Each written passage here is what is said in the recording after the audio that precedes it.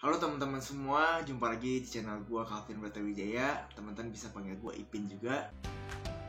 Ada busway, ada MRT. I just wanna say, kamu berarti.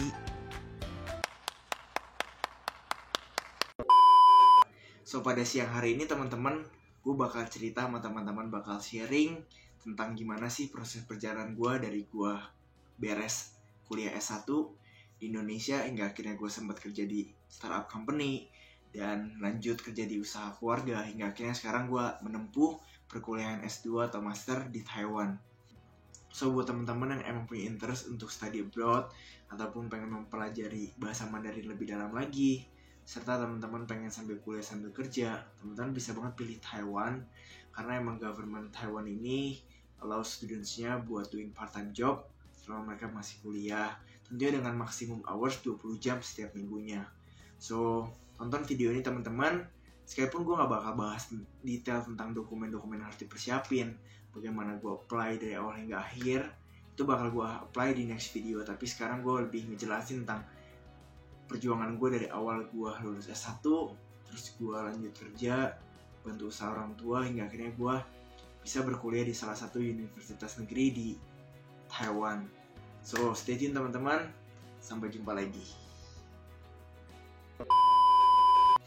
Oke teman-teman, pertama-tama gue bakal ngejelasin tentang background pendidikan S1 gue. Jadi gue tuh berkuliah S1 di Prasetya Mulia, ambil jurusan Business Management. Nah, sebenarnya tuh awalnya gue kuliah di sini tuh kayak punya aim gitu buat, pengen nih lulus dari sini punya bisnis sendiri. Karena emang salah satu program yang menarik banget di sini, di akhir semester 8 itu kita bikin sebuah bisnis project itu yang isinya 3-5 orang, kita jalan bisnis secara bareng, kita keluar modal bareng, kita ngejalan bisnisnya selama 3 bulan. Di akhir nanti setelah kita lulus, setelah kita sidang akhir, itu kita bisa lanjutin sebenarnya. Nah tapi karena saat itu gue ngerasa kayak kayak pengen kerja nih gitu, kayaknya pengen explore hal lain dulu. Sama teman-teman gue juga ada yang pengen kuliah lagi ataupun pengen bisnis sendiri juga. Ya udah akhirnya kita mutusin buat ngelanjutin bisnis tersebut. Singkat cerita, ya udah kita lulus nih di bulan Oktober 2018. Oh ya, itu lulus sidangnya, tapi belum official, dan lulus wisudanya itu di bulan Desember 2018. Nah kan ada gap tuh teman-teman dari setelah kita lulus. Ya udah akhirnya gue mutusin buat apply buat kerja. Ya akhirnya gue keterima buat intern di sebuah e-commerce company startup, itu Shopee Indonesia.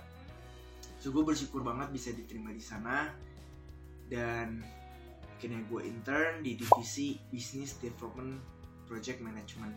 Divisi ini lebih in charge buat seller and campaign management. Jadi yang ngurusin tentang campaign, yang ngurusin tentang seller-seller yang potensial gitu. Jadi mendukung performa seller juga buat lebih baik, mendukung juga setiap campaign-nya itu berjalan sesuai dengan apa yang kita udah planningin kayak gitu. Nah akhirnya gue mulai as an intern 2 bulan pertama, hingga akhirnya gue di hire untuk jadi full time, dan akhirnya gue full time selama kurang lebih 5 bulan. Karena gue ingat banget masuk di Oktober, gue tuh Oktober 2018, dan di akhir April 2019 itu gue resign. Nah di masa-masa gue kerja ini teman-teman, ini sih sebenarnya jadi sebuah pembelajaran juga sih buat gue, dan mungkin buat teman-teman juga bisa pelajarin. Jadi karena gue emang di situ tuh long term goal gue itu nggak yang pengen fokus bangun career ataupun being professional. Gue tuh lebih pengen kayak punya bisnis sendiri nih. Nah makanya gue ngerasa kayak gue nggak perlu kerja sampai setahun dulu atau 2 tahun dulu. Tapi bagi teman-teman yang emang mau fokus di karir gitu dan bangun CV teman-teman, itu penting banget sih buat ada minimum working experience at least setahun atau 2 tahun lah. Itu bakal dilihat. Dan saat itu pun gue ngerasa kayak gue capek banget nih. Ya wajar aja kali ya kalau gue mikir sekarang, karena namanya gue fresh graduate yang awalnya jangan fokus masalah skripsi, tapi sekarang harus deal sama kerjaan-kerjaan yang baru di sebuah industri yang gue baru kenal juga. Dan juga gue gak berhadapan sama diri gue doang, tapi berhadapan sama divisi-divisi lain yang ada juga, dengan atasan maupun dengan bawahan juga. Itu sebuah challenge tersendiri yang sekarang tuh gue sadar kayak emang itu wajar banget sih gue being under pressure waktu gue baru kerja kayak gitu. Apalagi gue dari intern ke full time itu kan juga cukup cepet gitu. Nah itu sih yang jadi consideration gue akhirnya buat jadi itu gue mikirnya gue capek, makanya kayak ayo udahlah, kayaknya gue udah cukup nih ngerasain kerja di sini, ngerasain jadi bawahan, ngerasain kerja di startup. Satu sisi juga gue ngerasa kayaknya gue ingat gitu sama goal gue waktu gue masih awal-awal kuliah. Gue juga pengen nanti nih lulus kuliah pengen S2 lagi, ataupun gue pengen belajar bahasa Mandarin lagi gitu. Nah makanya di saat gue kerja itu, gue pun sambil apply buat sekolah bahasa atau kuliah bahasa di Taiwan juga salah satunya. Nah gue tuh apply program MOE, Ministry of Education Taiwan, dan gue ambil yang khusus language study. Deadline submissionnya itu bulan Maret teman-teman. Nah akhirnya gue udah apply, tapi pengumumannya itu Juni. Nah karena gue udah apply dan gue ngerasa kayak bisa deh gitu, soalnya teman gue juga ada yang keterima di sana. Tapi realita berbanding dengan ekspektasi gue teman-teman. Jadi gue keluar di akhir April 2019 dan gue mikir kayak ya udahlah, selama gue di Indonesia nih gue pengen spend time dulu nih sama keluarga, sama teman-teman. Jadi kan ada gap waktu nih dari 2 bulan April, Mei, Juni, Juli, Agustus. Di Septembernya itu mulai studinya. Ini kan udah 5 bulan nih gap untuk gue bisa di Indo dulu, main sama teman sama keluarga. Nah hingga akhirnya di bulan Juni pengumuman, gue tuh gak keterima teman-teman. Nah saat itu gue gila, sedih juga ya, dan ngerasa bingung kayak gue terlalu risk taker banget. Tapi gue dalam tanda kutip kurang berhikmat, karena ya gue keluar tapi tanpa sebuah kepastian gitu. Emang sih yang pasti gue diterima gitu buat kerja di usaha keluarga, tapi satu sisi gue bisa bilang gue kurang punya mental yang kuat gitu. Seharusnya gitu kalau gue bisa turn back time, gue pengen tahu kalau gue diterima dulu baru akhirnya gue kuliah kayak gitu. Baru akhirnya gue resign atau hingga akhirnya gue keluar gitu. Nah singkat cerita, gue gak keterima kan teman-teman. Ya udahlah, gimana lagi. So karena gue pun ada pengalaman di bidang e-commerce, sekalipun gak cukup lama ya, cuma 7 bulan, tapi itu ngebuat gue cukup berani untuk step out dan terjun ke usaha keluarga gue, which is toko sembako. Nah satu sisi pun gue ngeliat opportunity yang cukup besar untuk sebuah bisnis sembako. Itu gak cuma fokus di offline salesnya, tapi juga di online sellingnya juga. Nah makanya gue akhirnya memutuskan buat bantu usaha keluarga dan in charge buat online departmentnya. Nah singkat cerita teman-teman, gue sambil berkecimpung di usaha keluarga, gue juga ngerasa kayak pengen kuliah lagi nih. Dan di situ gue lebih gali lagi apa sih yang dibutuhin dan detail-detail lebih lanjutnya tentang gimana cara dapetin beasiswa dari Taiwan kayak gitu. Nah ternyata teman-teman ada 2 cara untuk dapat scholarship dari Taiwan. Pertama dari government, kedua dari kampus.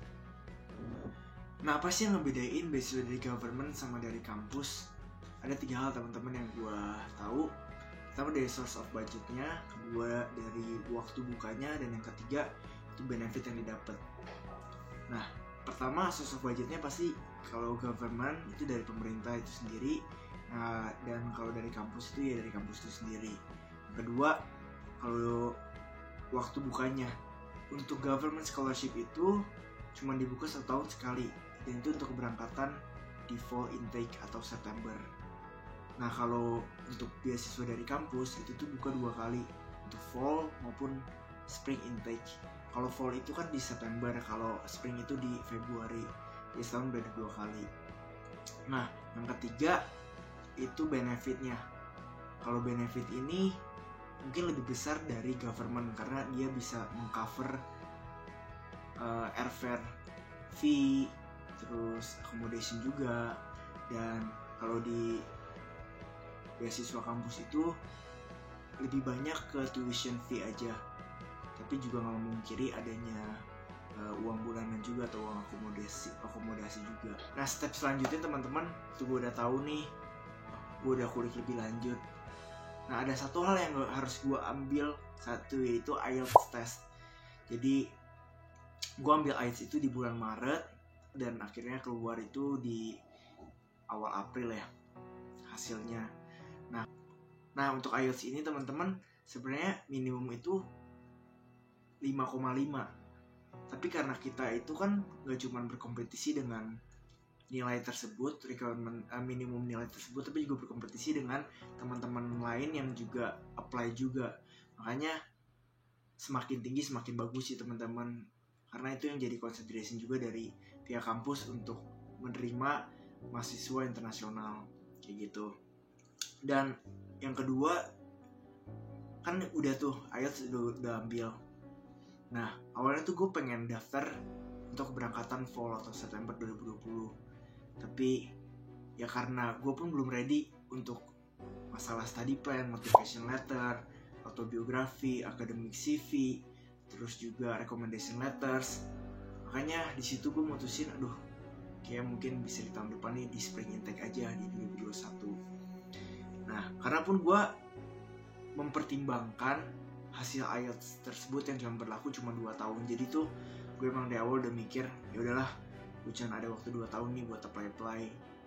Kalau emang gue nggak diterima selama 2 tahun ini, ya udah gue fokus untuk bisnis atau enggak kerja lagi instead of gue kuliah lagi kayak gitu. Nah akhirnya gue sambil buat esai, buat dokumen-dokumen yang emang diperluin, siapin berkas-berkas juga, ada yang harus dilegalisir, ada yang harus diterjemahin juga. Nah hal-hal detail tersebut tuh teman-teman harus pikirin ke depannya dan bakal gue jelasin juga lebih lanjut di next video. Tapi ini sekarang gue pengen jelasin kayak lebih ke big picture-nya aja. Nah, jadi gue udah tes IELTS, terus gue sambil prepare juga untuk dokumen-dokumen yang perluin. Karena itu gue sambil kerja juga di bisnis keluarga. Ya lumayan kepecah sih, jadi gue pagi terus bangun kerja, pulang sore nyicil buat bikin essay, buat bikin autobiografi, buat bikin motivation letter, buat bikin academic CV. Nah gue pun dibantu teman-teman oleh salah satu platform Scholars, itu salah satu bimbingan buat mahasiswa kuliah ke luar negeri. Nah di situ gue belajar juga cara buat essay, buat motivation letter. Nah mereka bakal bantu kayak gitu. Nah akhirnya sampai di deadline submission itu di bulan November. Jadi pertama-tama tuh teman-teman gini, gue ngeprint yang namanya admission guideline book.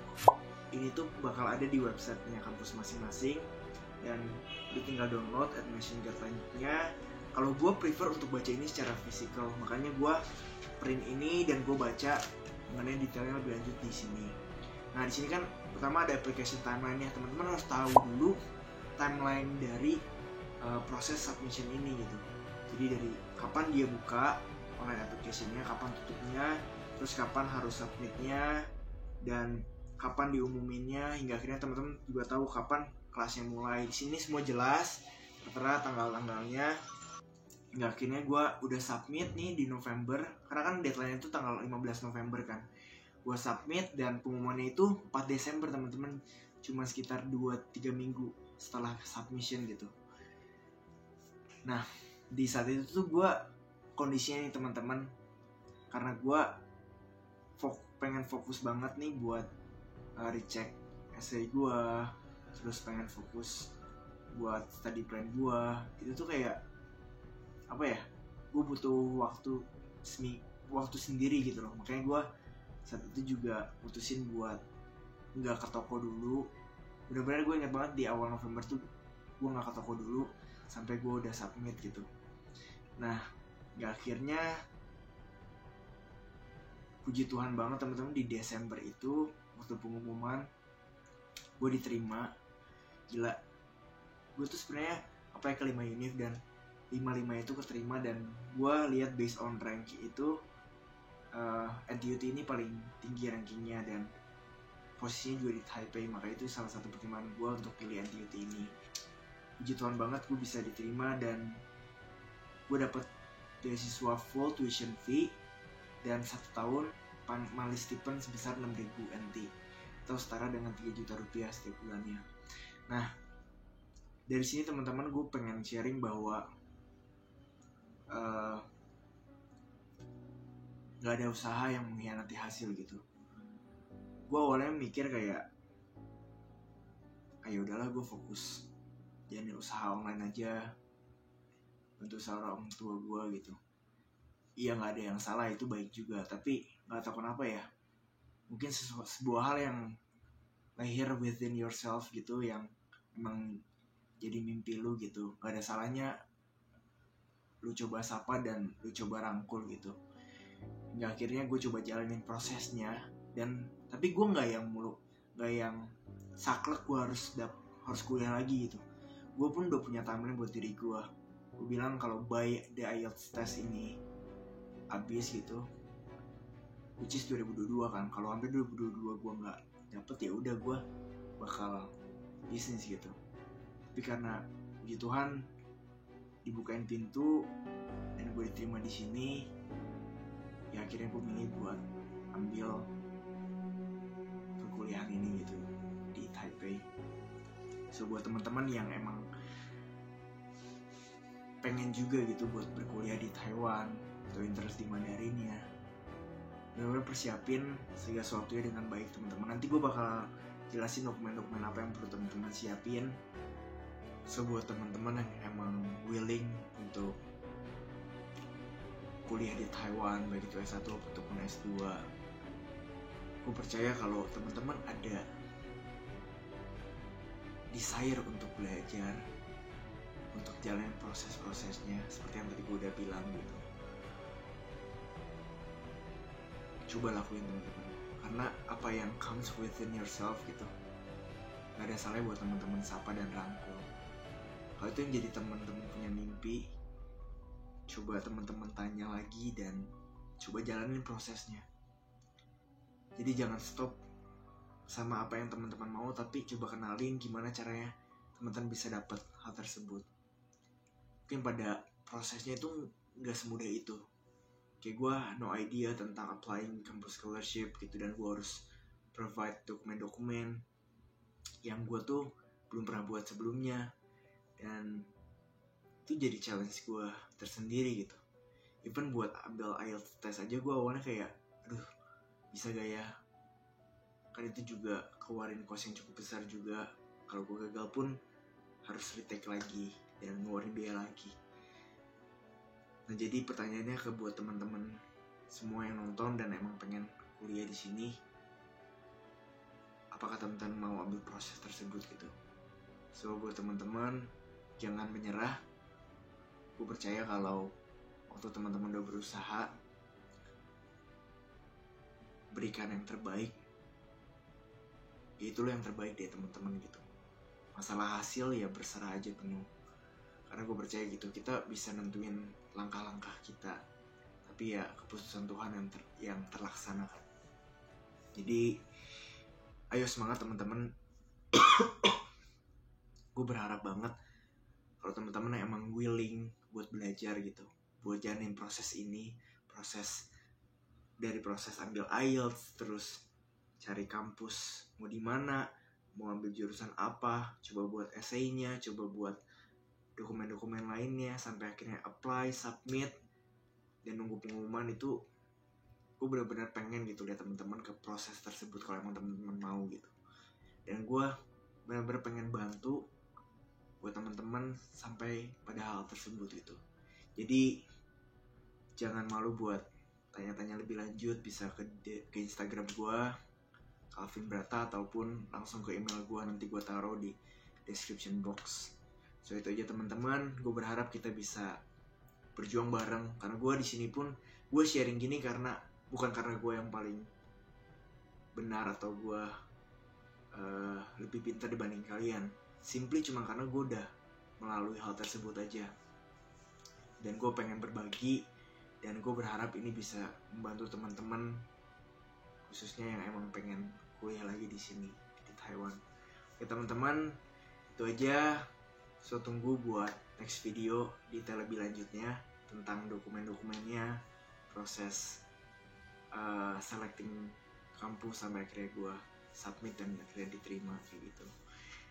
Itu aja teman-teman. See you on the next video. Sampai jumpa lagi.